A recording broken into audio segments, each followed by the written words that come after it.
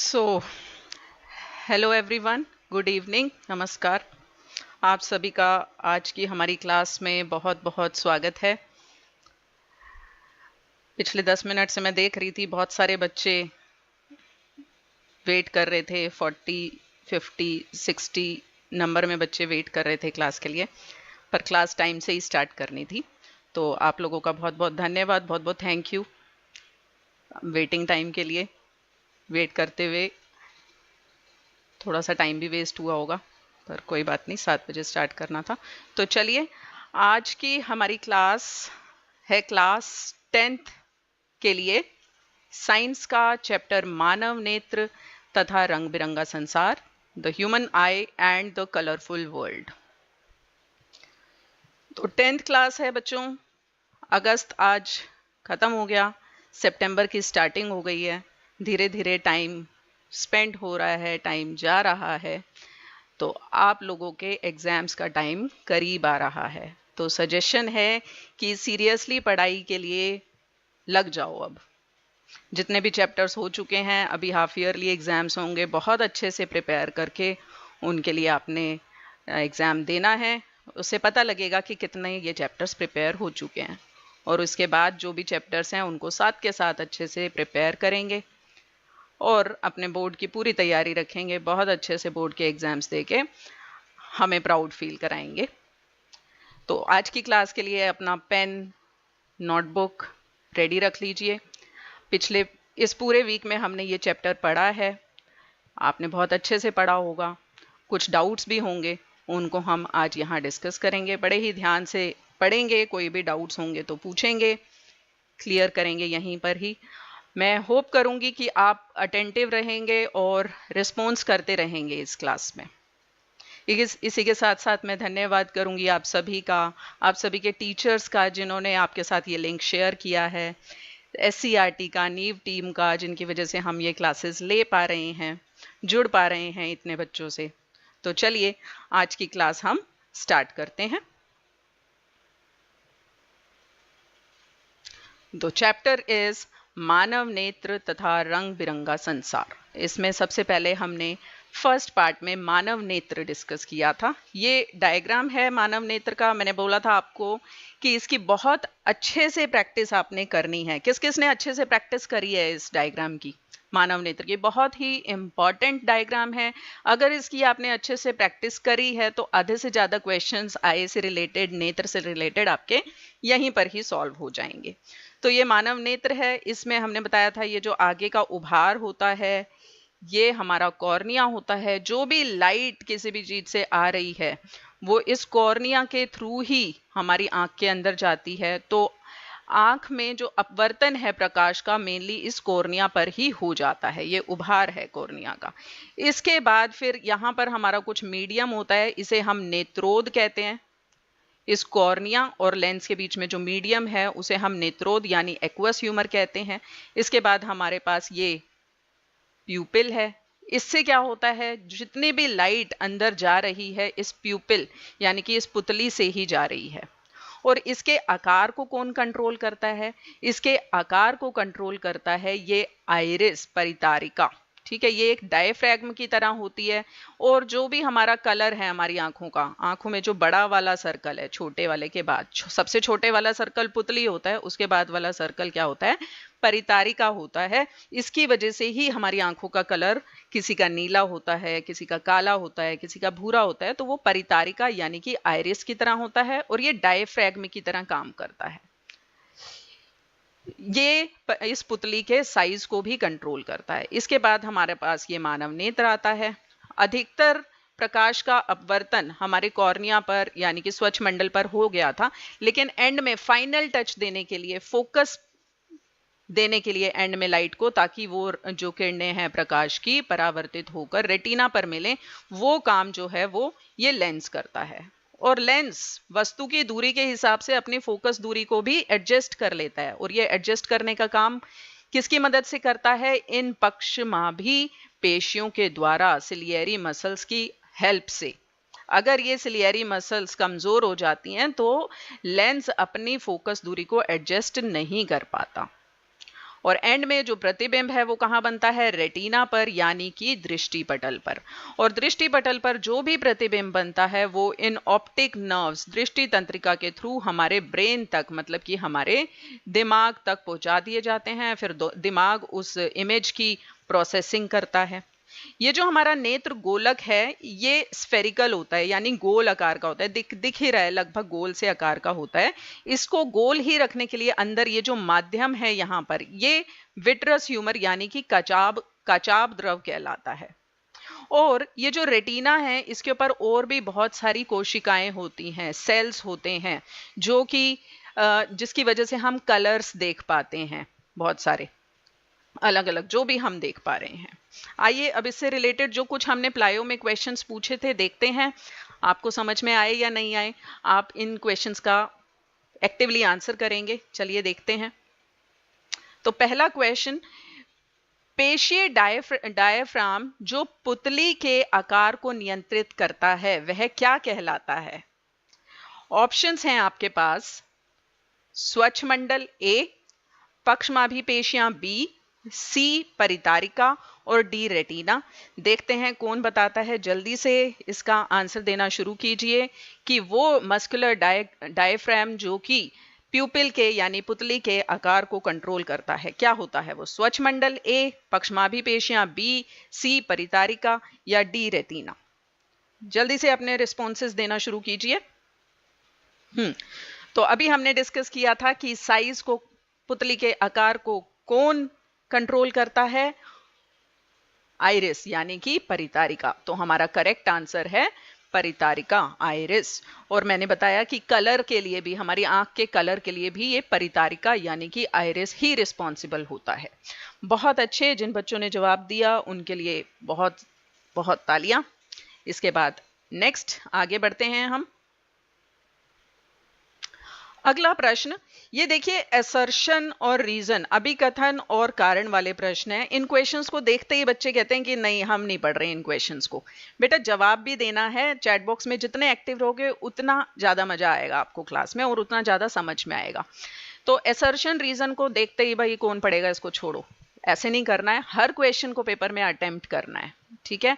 तो क्वेश्चन को पढ़ेंगे, क्वेश्चन हमें आता होता है, बस हम पढ़ते ही नहीं है। असर्शन क्या है? ए क्या है कि एक सामान्य मानव आंख एक निश्चित न्यूनतम दूरी से परे सभी वस्तुओं को स्पष्ट रूप से नहीं देख सकती है। इन्होंने कहा कि 25 सेंटीमीटर से दूर की चीजों को, वस्तु को नॉर्मल आई नहीं देख पाती है।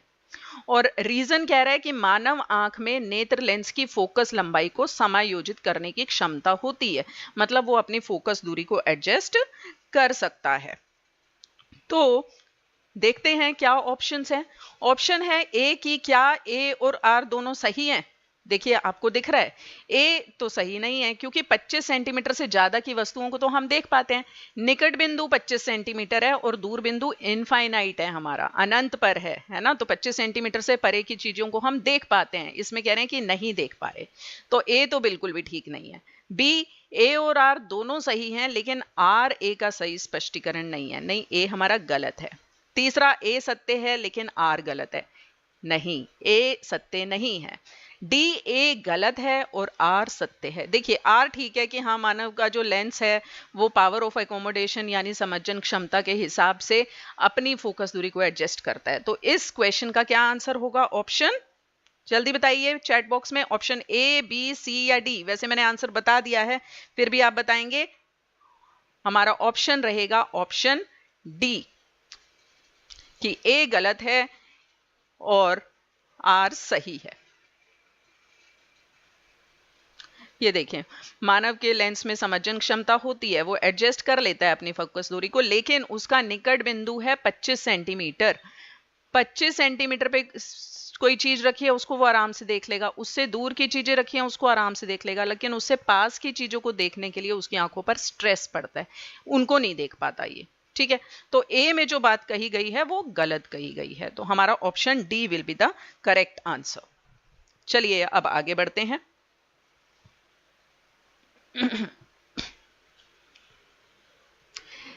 मैं पास की वस्तुओं को स्पष्ट रूप से देखना चाहती हूँ, मेरे पास कोई बुक है या मेरा मोबाइल फोन है, मैं उसे ध्यान से देखना चाहती हूँ, तो मेरी पक्षमाभी पेशियों को क्या करना पड़ेगा? शिथिल होना पड़ेगा, रिलैक्स हो जाएंगी वो, तो फोकस दूरी जो है वो बढ़ जाएगी। दूसरा, लेंस को सिकोड़ना चाहिए, लेंस को सिकोड़ेंगे पास की चीज को देखने के लिए। तीसरा, लेंस को फैलाना चाहिए, या फिर ये सभी। अभी हमने पीछे वाले चित्र में भी देखा था कि जब पास की चीज को देखना था, देखो पास की चीज को देखना था, वो क्या हो रहा था, उसकी फोकस दूरी को बढ़ाना पड़ रहा था, फोकस दूरी को कम करना पड़ रहा था। तो यहां से आंसर आएगा कि इसके लेंस को सिकोड़ना चाहिए। क्लियर? इसके बाद हमारा नेक्स्ट क्वेश्चन, बहुत ध्यान से क्वेश्चन को पढ़ेंगे। अब मुझे चैट बॉक्स में आंसर्स चाहिए, मुझे चैट बॉक्स में आंसर्स नहीं मिल रहे हैं। तो असर्शन यानी कि अभिकथन क्या है? निकट दृष्टि दोष आंख का दोष है जिसमें आंख को केवल दूर की वस्तुएं दिखाई देती हैं। मेयोपिया में हमें केवल दूर की चीजें दिखाई देती हैं, असर्शन कह रहा है। और कारण कि नेत्र गोलक लंबा हो जाता है। तो आप बताइए निकट दृष्टि दोष में क्या होता है? निकट दृष्टि दोष है, निकट दृष्टि दोष यानी निकट की चीज नहीं दिख रही, पास की चीज नहीं दिख रही, दूर की तो दिख रही है ना, जिसमें आंख को केवल दूर की वस्तुएं, सॉरी, निकट दृष्टि दोष है तो निकट की वस्तु दिख रही है, दूर की चीज नहीं दिख रही है। तो इसका मतलब ये जो कह रहे हैं केवल दूर की वस्तुएं दिखाई देती हैं, ये गलत है। और दूसरा रीजन कह रहे हैं कि नेत्र गोलक लंबा हो जाता है। हाँ, ये बात सही है कि निकट दृष्टि दोष में नेत्र गोलक बड़ा हो जाता है, जिसकी वजह से प्रतिबिंब रेटिना से पहले बनता है, लेकिन ये तो गलत है। तो अब इस ऑप्शंस में से आप चेक करके बताओ कि कौन सा ऑप्शन सही है। कि क्या ऑप्शन ए और आर दोनों सही हैं, आर ए का सही स्पष्टीकरण है, बी ए और आर दोनों सही हैं लेकिन आर ए का सही स्पष्टीकरण नहीं है, सी ए सत्य है लेकिन आर गलत है, डी ए गलत है लेकिन आर सही है। जल्दी से बताइए चैट बॉक्स में। ये जो इतने बच्चे जुड़े हैं,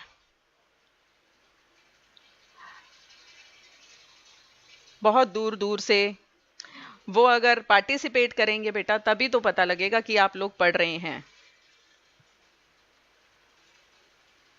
बहुत ही इंपॉर्टेंट क्वेश्चंस हैं।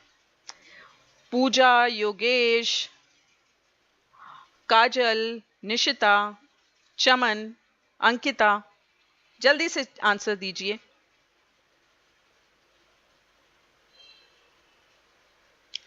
जल्दी से, शाबाश। कौन सा ऑप्शन सही है? हम डिस्कस तो कर ही चुके हैं, बस हमने ये बताना है कि इसमें से कौन सा ऑप्शन ठीक है। मैंने आपको बताया कि ए तो ये गलत बात कह रहे हैं, निकट दृष्टि दोष में हम निकट की वस्तु देख पाते हैं, दूर की वस्तु को नहीं देख पाते हैं। तो दूर की वस्तु को नहीं देख पा रहे हैं हम।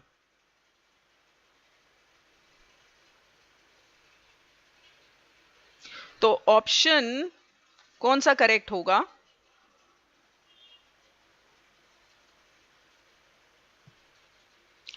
चलिए देखते हैं।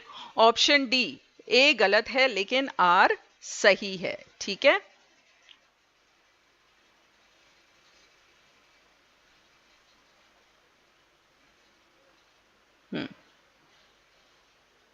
वेरी गुड, वेरी गुड, ठीक है, बहुत बढ़िया, बहुत बढ़िया, बहुत अच्छे आंसर्स दिए, बहुत अच्छे। सभी का नेम नहीं ले पा रही हूँ, बहुत क्विक रिस्पॉन्सेस कर रहे हैं आप, तो मैं इतनी जल्दी नाम ही नहीं ले पा रही हूँ। बहुत अच्छे बेटा, ऑप्शन डी सही आंसर है। अभी हमने ऊपर डिस्कस किया है। जो बच्चे सी कह रहे हैं, देखो ए तो गलत है, निकट दृष्टि दोष यानी निकट की चीज ठीक से दिख रही है और दूर की चीज ठीक से नहीं दिख रही है, तो इसमें ये गलत कहा गया है। तो यहां देखिए, निकट दृष्टि दोष में दूर की चीज सही से नहीं दिखती है और प्रतिबिंब जो है रेटिना से पहले बन जाता है। क्यों? क्योंकि ये जो नेत्र गोलक है बड़ा हो गया, तो लंबा हो गया, मतलब हमारा आर ठीक था लेकिन ए गलत था। तो बहुत बढ़िया, बहुत अच्छे। आगे बढ़ते हैं। ये हमारी नॉर्मल आई है, प्रतिबिंब रेटिना पर बन रहा है, लेकिन यहां पर प्रतिबिंब रेटिना से पहले ही बन जाता है हमारे निकट दृष्टि दोष में। दूर दृष्टि दोष में क्या होता है? बाद में बनता है। चलिए अगला प्रश्न, रेटिना पर बनने वाली छवि, चलिए अब इस क्वेश्चन को ध्यान से सुनो। रेटिना पर बनने वाली छवि का आकार किस पर निर्भर करता है? रेटिना पे इमेज बनती है ना, तो वो कितनी छोटी बनेगी, बड़ी बनेगी, कैसी बनेगी, किस पर डिपेंड करता है? ऑप्शंस देखिए, व्यक्ति की एज पर, ऑप्शन ए व्यक्ति की लेंस की वक्रता पर, ऑप्शन बी लेंस की स्थानीय लंबाई पर, फोकस दूरी पर, ऑप्शन सी, और ऑप्शन डी आंखों से दूरी पर। मोमबत्ती रखी हुई है, उसका आकार किस पे डिपेंड करेगा? देखो हमारी आंखों में कौन सा लेंस होता है? उत्तल लेंस होता है, और उत्तल लेंस से जो प्रतिबिंब बनता है आपने देखा होगा, है ना, उसका आकार किस पे निर्भर करता है? उसका आकार डिपेंड करता है इसकी दूरी पर। अगर इसको हम दूर कर देंगे तो जो प्रतिबिंब है उसकी स्थिति भी, उसका साइज भी चेंज होता जाता है ना। तो साइज किस चीज पे डिपेंड करेगा? एज पे तो नहीं करेगा। वक्रता और लंबाई तो अपने आप चेंज कर लेती हैं अपने आप को, है ना। तो किस चीज पर डिपेंड करेगा? बहुत अच्छे से जवाब दे रहे हैं बच्चे, आपने आंसर्स देना शुरू भी कर दिए हैं। वेरी गुड, वेरी गुड, बहुत अच्छे, बहुत अच्छे। अधिकतर बच्चे सही आंसर दे रहे हैं। हाँ जी, ऑप्शन डी ठीक है, आंखों से दूरी पर डिपेंड करेगा कि हमारा जो प्रतिबिंब है उसका साइज, छवि का आकार क्या बन रहा है रेटिना पे। तो ऑप्शन डी जिन्होंने दिया उन सब के लिए तालियां। जिन्होंने ऑप्शन सी भी दिया उनको भी मैं शाबाशी दूंगी कि वो ट्राई कर रहे हैं आंसर देने के लिए। ठीक है, फोकस दूरी तो देखो लेंस की चेंज होती रहती है। पास की चीज है तो उसकी फोकस दूरी बदल जाएगी, दूर की चीज है तो उसकी फोकस दूरी बदल जाएगी। ऐसे ही वक्रता भी लेंस की बदलती रहती है। तो इन पर निर्भर नहीं करेगा, दूरी पर डिपेंड करेगा कि आंखों से कितनी दूरी है। जैसे चांद आपकी आंखों से बहुत दूर है तो आपको छोटा दिखता है, तारे उससे भी ज्यादा दूर हैं तो और छोटे दिखते हैं, है ना। तो वस्तु की जैसे जैसे आंखों से दूरी बढ़ती जाती है, साइज जो है इमेज का जो आपको दिख रहा है वो छोटा होता जाता है। क्लियर? वेरी गुड, बहुत अच्छे, बहुत अच्छे, मजा आ गया चैट बॉक्स को देख के। चलिए नेक्स्ट क्वेश्चन, ये बहुत ही सिंपल है। निम्नलिखित में से कौन सा चित्र निकट दृष्टि नेत्र को दिखाता है? निकट दृष्टि नेत्र है मतलब कि आपको पास की चीज दिख रही है, दूर की नहीं दिख रही है, और पास की अच्छे से दिख रही है। अब कौन से चित्र में? इसमें पास की भी दिख रही है, दूर की भी दिख रही है। इसमें पास की दिख रही है, दूर की मुझे लग रहा है थोड़ी क्लियर नहीं है ना। चलिए इसमें क्लियर दिख रहा है, इसमें पास की चीज दिख रही है क्लियर, दूर की ठीक है। इसमें पास की चीज क्लियर दिख रही है, दूर की सही से नहीं दिख रही है। इसमें पास की नहीं दिख रही क्लियर, दूर की दिख रही है ना। तो कौन सा ऑप्शन है? ये फिफ्थ पॉइंट जो है कि ये आपका निकट दृष्टि नेत्र दिखा रहा है।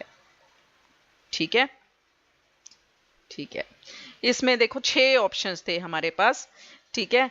हाँ, ये प्लायो में भी क्वेश्चंस आए हुए थे। Yes, very good. कई बार ऐसा होता है ना, प्लायो के क्वेश्चंस को सॉल्व करने में चैलेंज आ जाता है, तो इसलिए हमने सोचा डिस्कस कर लेते हैं। बच्चों को अगर नहीं समझ में आया होगा तो समझ आ जाएगा। ठीक है, वेरी गुड, वेरी गुड। 2-5 बच्चे आंसर दे रहे हैं, 5-5, वेरी गुड, बहुत अच्छे बच्चे, बहुत अच्छे से, मतलब आपने बहुत अच्छे से वीडियोस को देखा है, चैप्टर को भी बहुत अच्छे से पढ़ा है।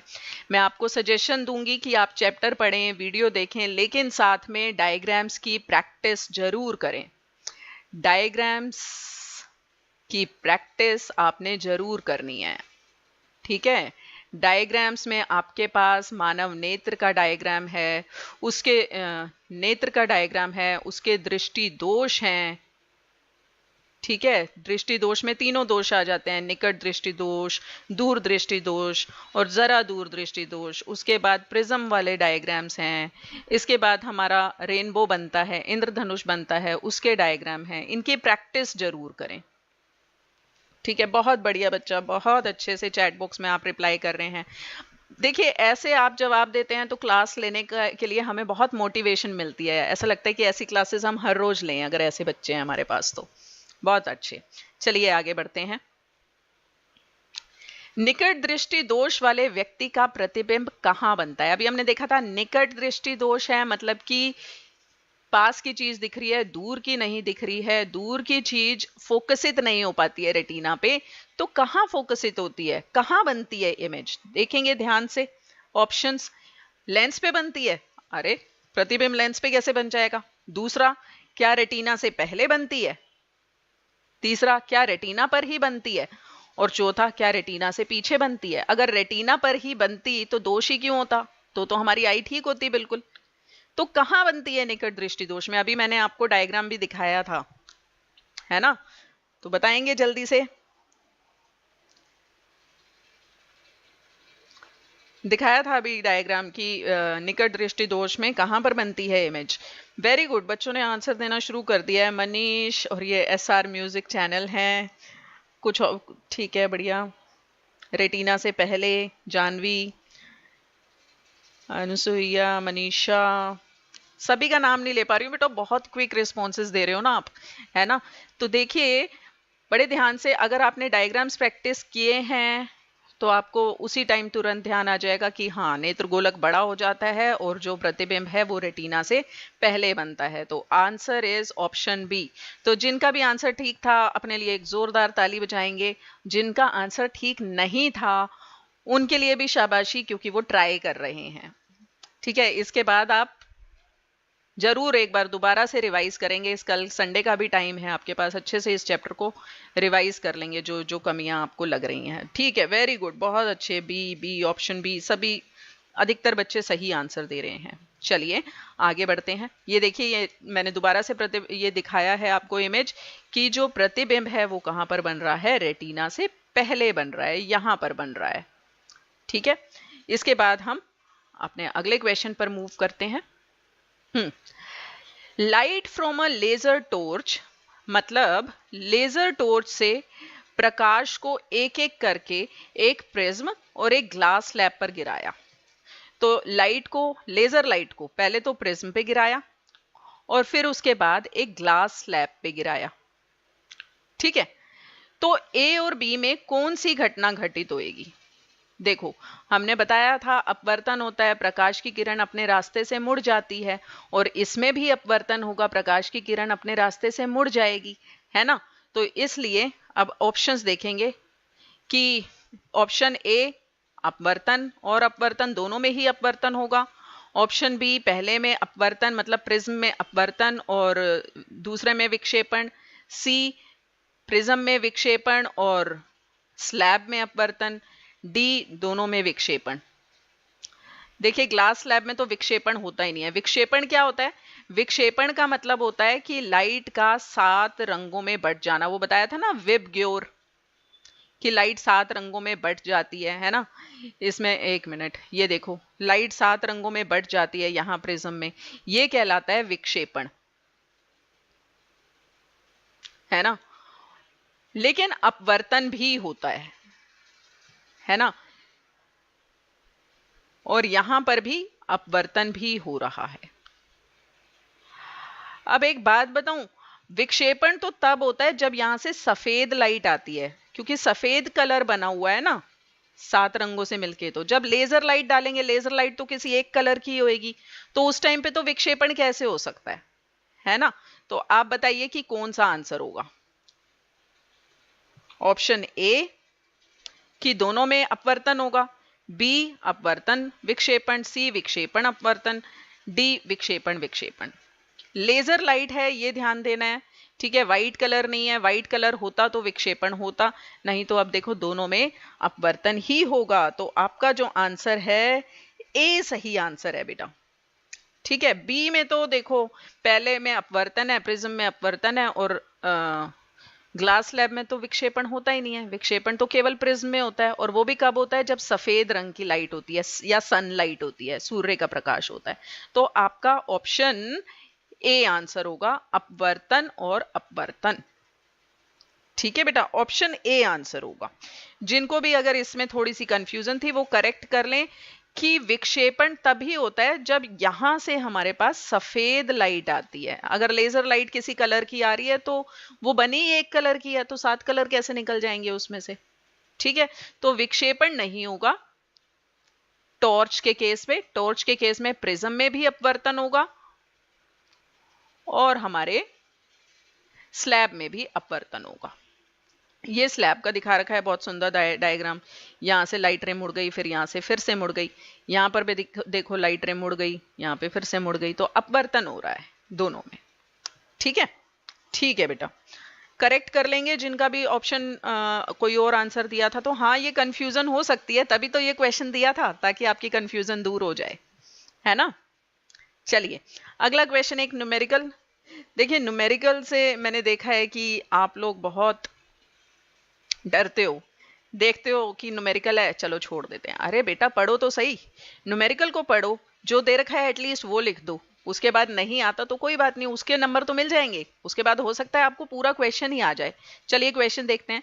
किसी व्यक्ति को अपनी निकट की दृष्टि को ठीक करना है, पास की दृष्टि को ठीक करना है, मतलब उसे दूर दृष्टि दोष है ना, दूर दृष्टि दोष है, उसे ठीक करने के लिए उसे 3.5 डायोप्टर क्षमता के लेंस की आवश्यकता है। क्षमता को हम P से दर्शाते हैं, कितनी क्षमता है, 3.5 डायोप्टर, इसकी आवश्यकता है।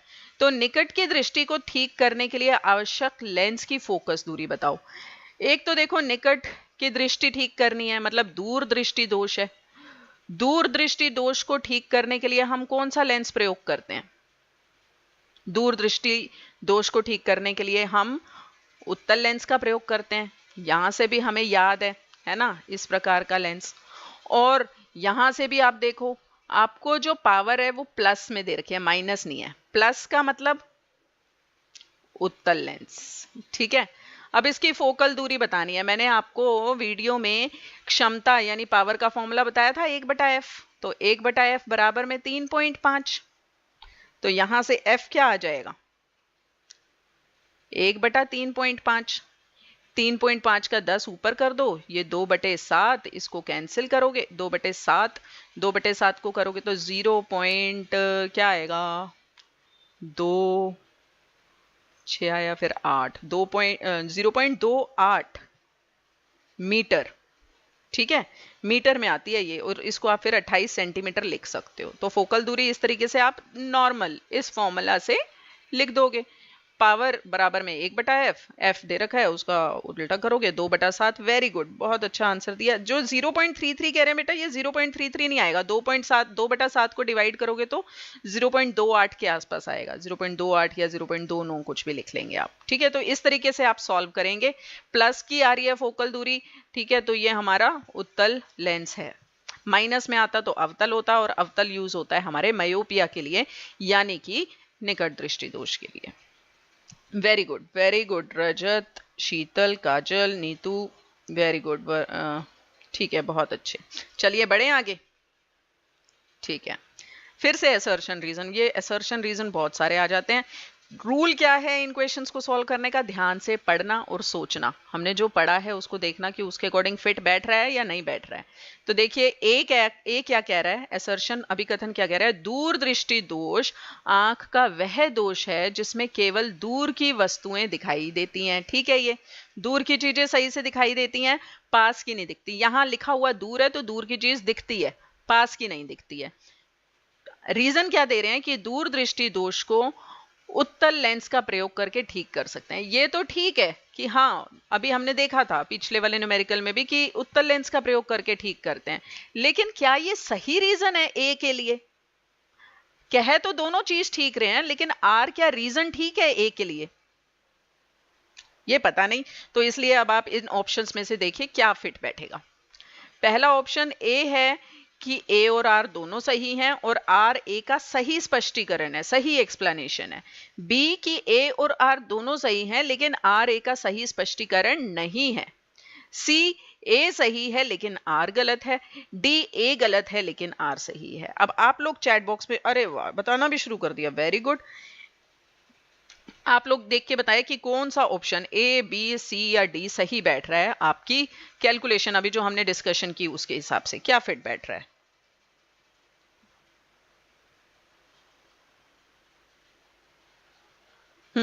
ए और बी दोनों ठीक, ए और आर दोनों ठीक हैं, लेकिन आर ए का सही एक्सप्लेनेशन नहीं है। आर कोई रीजन थोड़ी है, वो तो उसका सॉल्यूशन है। तो इसलिए हमारा करेक्ट आंसर होगा ऑप्शन बी। असर्शन रीजन में आपकी जो पार्टिसिपेशन है कम हो जाती है। नहीं बेटा, ध्यान से पढ़ना है, पार्टिसिपेट करने की कोशिश करनी है, सॉल्व करने की कोशिश करनी है, ठीक है। तो ऑप्शन बी, ए और आर दोनों ही सही हैं देखो, लेकिन आर सही रीजन नहीं है, कारण ठीक नहीं है वो ए का, ठीक है। चलिए आगे बढ़ते हैं। नेक्स्ट क्वेश्चन,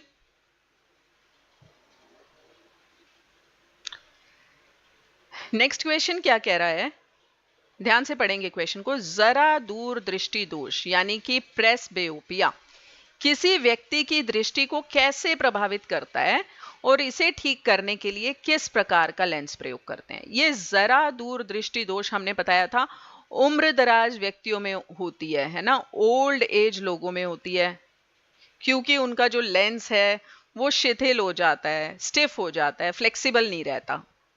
और इसके अलावा उनकी जो मसल्स हैं, सिलियरी मसल्स, पक्षमाभी पेशियां, वो कमजोर हो जाती हैं। तो इसकी वजह से व्यक्ति ना तो दूर की चीज सही से देख पाता है और ना पास की चीज ठीक से देख पाता है।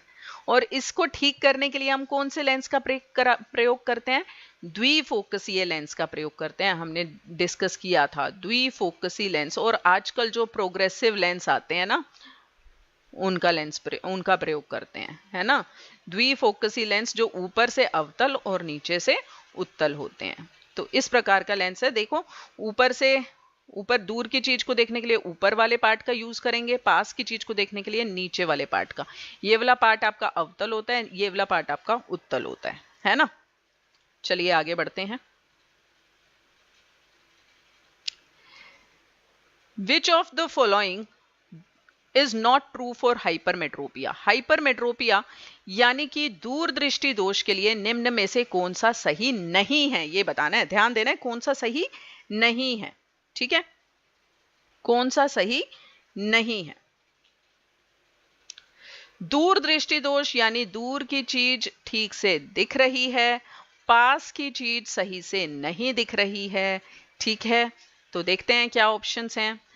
पहला ऑप्शन है, हाँ वेरी गुड बेटा, आपने आंसर्स दिए थे पिछले क्वेश्चन के, मुझे नहीं दिखे थे, है ना।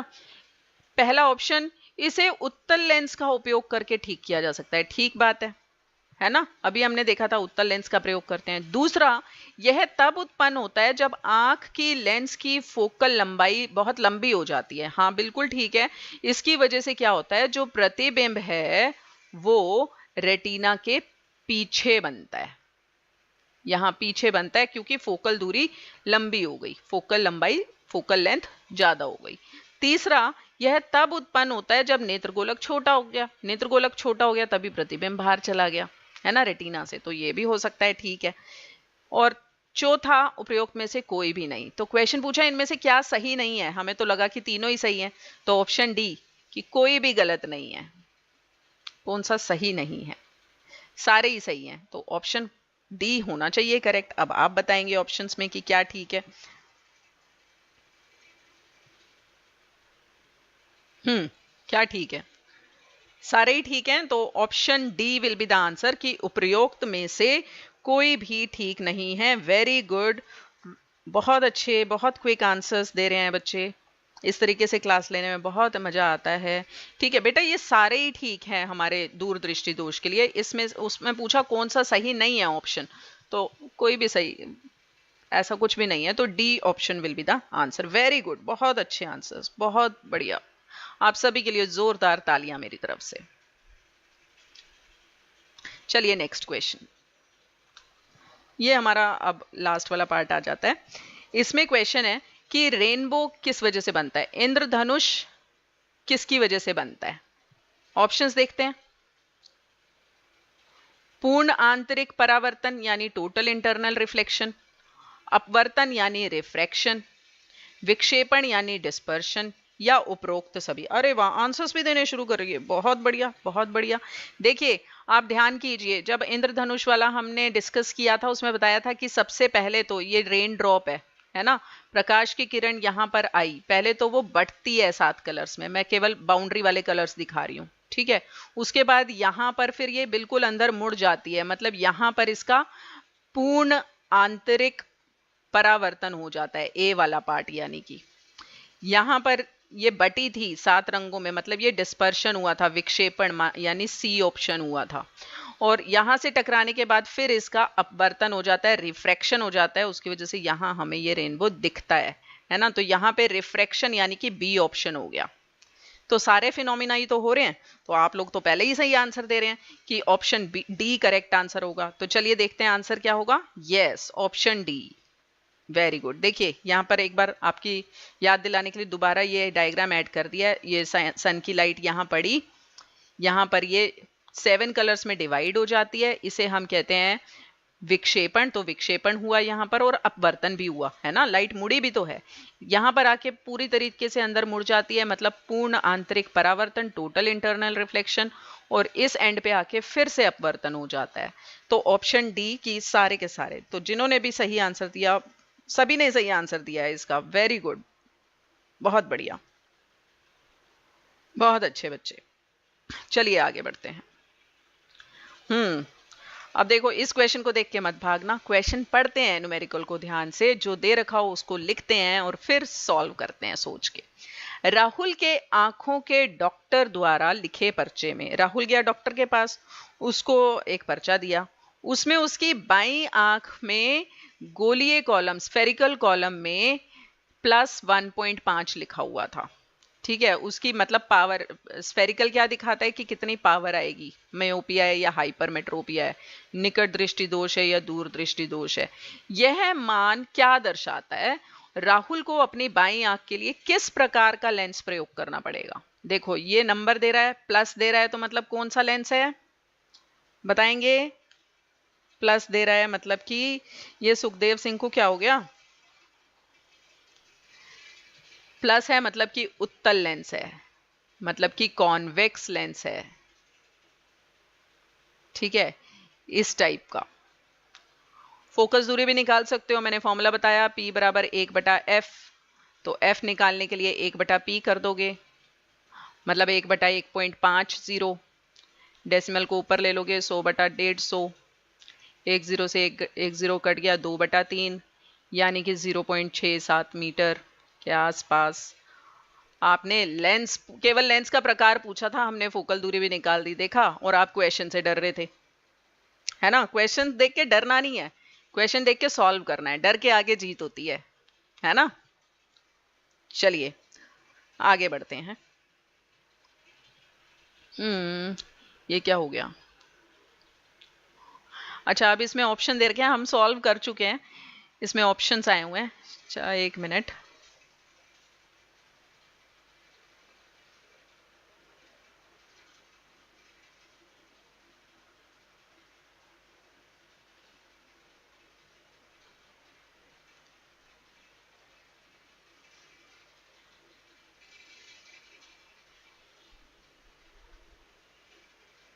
ठीक है, इरेज कर दिया, थोड़ा सा गंदा हो गया था। राहुल की आंखों को डॉक्टर पर्चे में ये हमने रिपीट कर लिया। ऑप्शंस हैं, राहुल को निकट दृष्टि दोष है, उसे अवतल लेंस की आवश्यकता है, नहीं अभी हम डिस्कस कर चुके हैं, अवतल लेंस की कहाँ आवश्यकता है। राहुल को प्रेसबायोपिया, उसे बायफोकल लेंस की आवश्यकता है। अरे राहुल का कॉर्निया असमान वक्र है, उसे सिलेंडर लेंस की आवश्यकता है। डी, राहुल को दूर दृष्टि दोष है और उसे उत्तल लेंस की आवश्यकता है। हम डिस्कस कर चुके हैं वैसे, ठीक है, वेरी गुड, आपके आंसर्स आने शुरू हो गए हैं। तो हमारा करेक्ट आंसर होगा ऑप्शन डी, यानी कि राहुल को दूर दृष्टि दोष है और उसे उत्तल लेंस की आवश्यकता है। बहुत अच्छे बच्चे, आप लोगों ने आंसर्स, आपको बहुत अच्छे से क्लियर समझ में आ गया है ये दृष्टि दोष, है ना। तो फिर भी प्रैक्टिस करते रहेंगे, practice makes us perfect, practice makes a man perfect. चलिए आगे बढ़ते हैं। अगला क्वेश्चन है कि दोपहर के समय सूर्य सफेद दिखाई देता है, क्यों।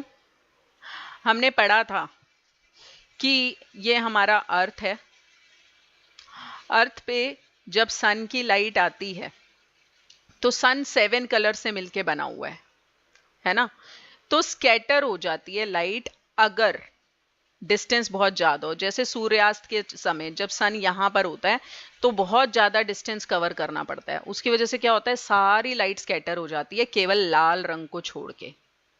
तो इसलिए यहाँ से सूर्यास्त के समय या सूर्योदय के समय हमें सूरज लाल दिखता है। लेकिन जब दिन का समय होता है तो कम दूरी तय करनी होती है, कम दूरी तय करनी होती है तो क्या होता है, विक्षेप मतलब स्कैटरिंग नहीं हो पाती है, स्कैटरिंग नहीं हो पाती है, जिसकी वजह से जो सन है वो वाइट दिखता है। अब ऑप्शंस देखते हैं, एक मिनट मैं इसको इरेज कर देती हूँ।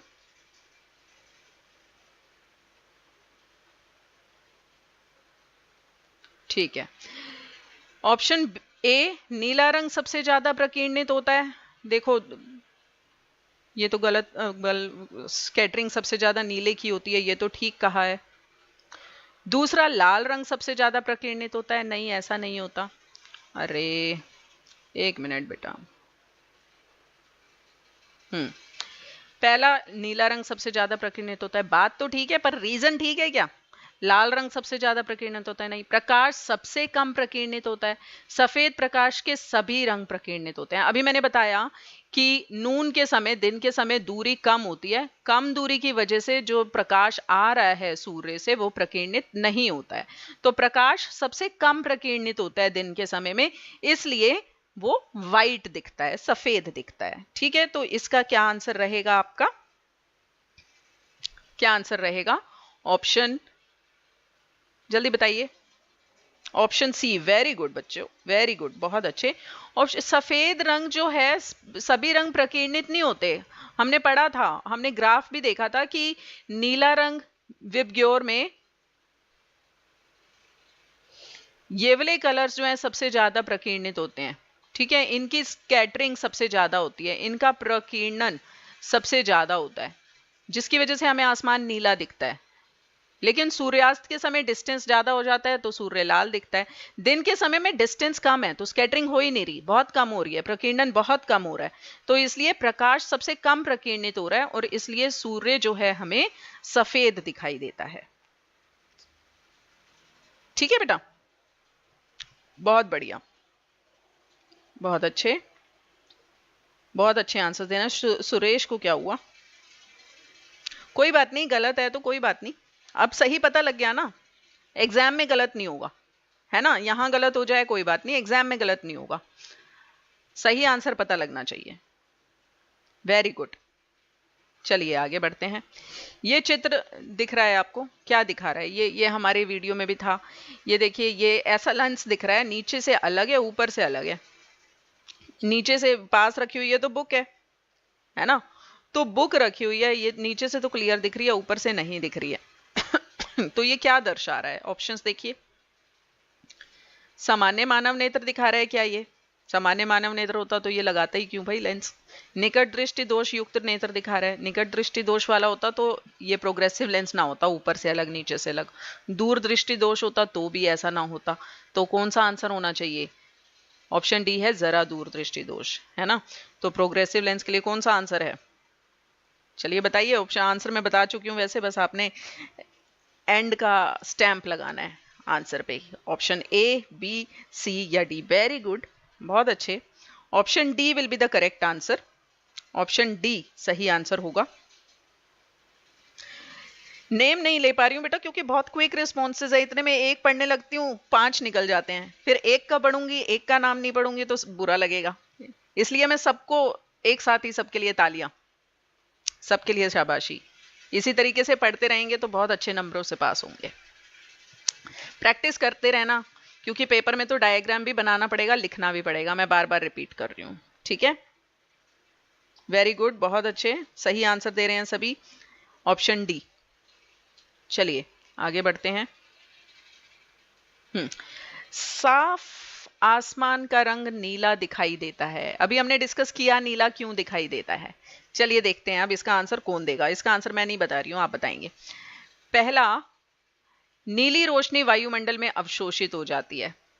आसमान नीला क्यों दिखता है? क्योंकि नीली रोशनी अवशोषित हो जाती है। या बी, पराबैंगनी विकिरण वायुमंडल में अवशोषित हो जाते हैं। या सी, बैंगनी और नीली रोशनी अन्य सभी रंगों की रोशनी की तुलना में वायुमंडल में अधिक प्रकीर्णित होती है। या डी, वायुमंडल में बैंगनी और नीले रंग की रोशनी की तुलना में अन्य सभी रंगों का प्रकाश अधिक प्रकीर्णित होता है। तो कौन सा ऑप्शन ठीक होगा? हाँ जी, अभी मैंने बताया था कि जो विबग्योर का जो पैटर्न है, विबग्योर, इसमें ये जो आगे वाले हैं इनका प्रकीर्णन सबसे ज्यादा आता है। ये मतलब कि बैंगनी है ना, विबग्योर बैंगनी और नीले इसी रेंज में आ जाते हैं, है ना। तो इनका प्रकीर्णन सबसे ज्यादा हो रहा है। तो कौन सा ऑप्शन मैच हो रहा है? ऑप्शन सी मैच हो रहा है। शायद उसमें प्लायो में गलत आंसर चला गया था शायद, जहां तक मुझे ध्यान है। Option C will be the सही करेक्ट आंसर, क्योंकि डी की लैंग्वेज में थोड़ा सा कंफ्यूजन आ रहा है ना, तो लैंग्वेज को भी ध्यान से पढ़ना है। वायुमंडल में बैंगनी और नीले रंग की रोशनी की तुलना में अन्य सभी रंग प्रकाश अधिक प्रकीर्णित होता है, ऐसा नहीं है। तो answer will be option C, बैंगनी और नीली रोशनी बाकी रंगों की रोशनी से ज्यादा प्रकीर्णित होगी। Violet and blue lights get scattered more than lights of all other colors by the atmosphere. ठीक है, तो option C will be the correct answer. तो जिनका भी ऑप्शन, इसमें कोई गलत बात नहीं है, आपका आंसर गलत आ रहा है, गलत अगर आ रहा है तो उसको करेक्ट करना इज मोर इंपॉर्टेंट। आप अटेम्प्ट कर रहे हैं, ठीक है बेटा, option C will be the answer. हाँ, ये मैंने अभी आपको बताया कि उसमें शायद गलती से डी ऑप्शन आ गया था। ऑप्शन सी सही है, क्योंकि ब्लू की स्कैटरिंग ये ज्यादा होती है, नीले का प्रकीर्णन ज्यादा होता है। वो लैंग्वेज के उसमें फंस गए थे हम भी शायद, तो उसके लिए सो सॉरी, ऑप्शन सी सही आंसर रहेगा। ठीक है, वेरी गुड, बहुत अच्छे। आगे, ऊंची इमारतों के शीर्ष पर लगाए गए खतरे के संकेत, खतरे के संकेत लाल रंग के होते हैं। इन्हें दूर से आसानी से देखा जा सकता है, क्योंकि अन्य सभी रंगों के बीच लाल रंग की रोशनी डैश होती है। लाल रंग की रोशनी क्या होती है? ऑप्शंस देखें। धुएं या कोहरे से सबसे अधिक बिखरती है, सबसे ज्यादा स्कैटर होती है। धुएं या कोहरे से सबसे कम बिखरती है, यानी कि सबसे कम प्रकीर्णित होती है, यानी स्कैटर सबसे कम होती है। धुएं या कोहरे द्वारा सबसे कम अवशोषित होती है, यानी एब्जॉर्ब होती है। या हवा में सबसे तेजी से चलती है, मूव्स फास्टेस्ट। अभी बताया था कौन से कलर सबसे ज्यादा स्कैटर होते हैं? ब्लू वाले। तो ये सबसे कम स्कैटर होगा, है ना। तो आंसर कौन सा आएगा?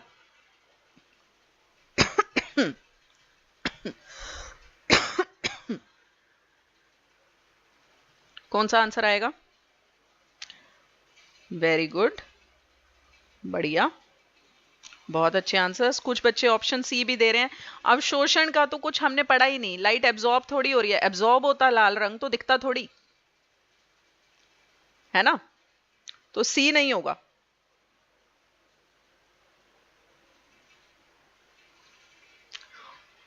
और डी भी नहीं होगा।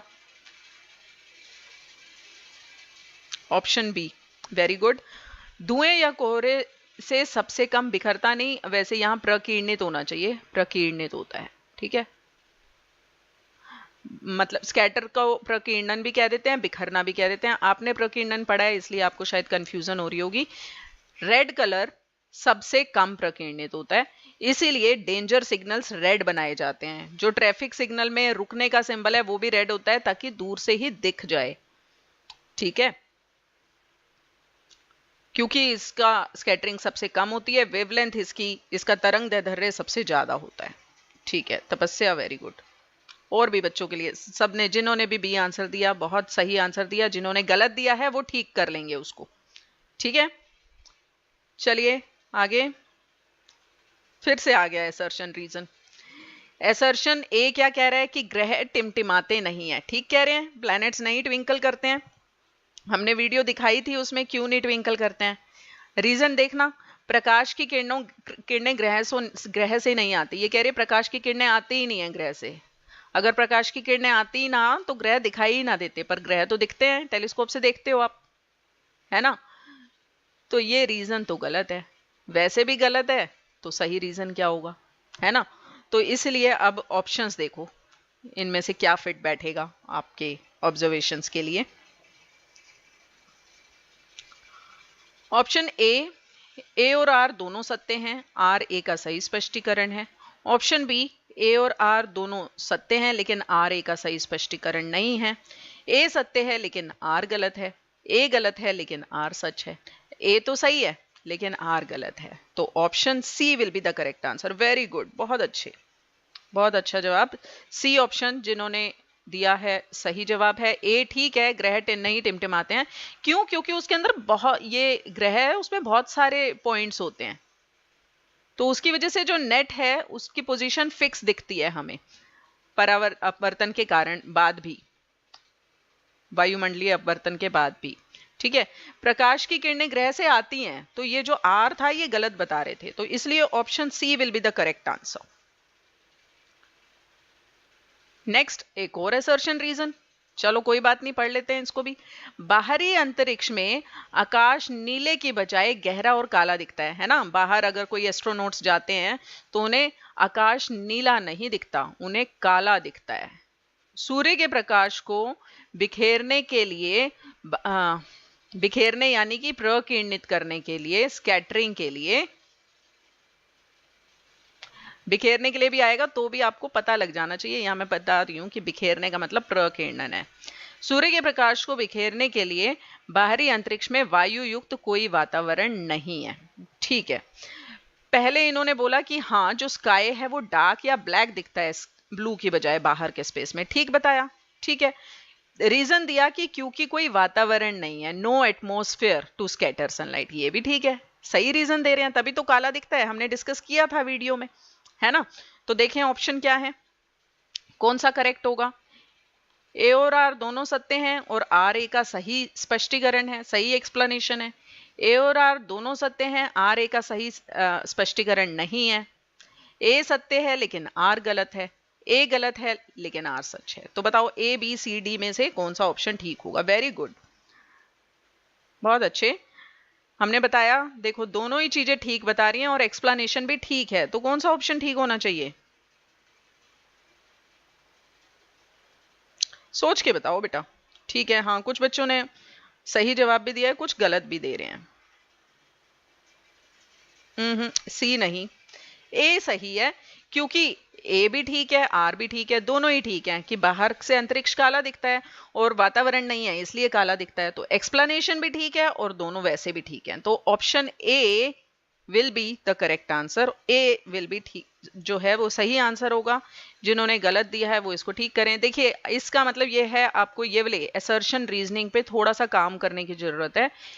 काम क्या करना है कि इनको ध्यान से पढ़ना है और सोचना है, बस और कुछ नहीं, और ज्यादा से ज्यादा प्रैक्टिस करो इन क्वेश्चंस की। ठीक है बेटा, सो ऑप्शन ए इसका ठीक आंसर है। तो ये हमारा आज का लास्ट क्वेश्चन था। थैंक यू सो मच, आपने इतने एक्टिवली पार्टिसिपेट किया क्लास में, इतने क्वेश्चंस का आंसर दिया। एंड में फिर से मैं आपको यही करूंगी कि प्रैक्टिस जरूर करनी है। ठीक है, प्रैक्टिस करते रहोगे तभी आप पेपर में अच्छे से लिख पाओगे। ज़्यादा से ज़्यादा मार्क्स लेने के लिए ज़्यादा से ज़्यादा प्रैक्टिस करें। Thank you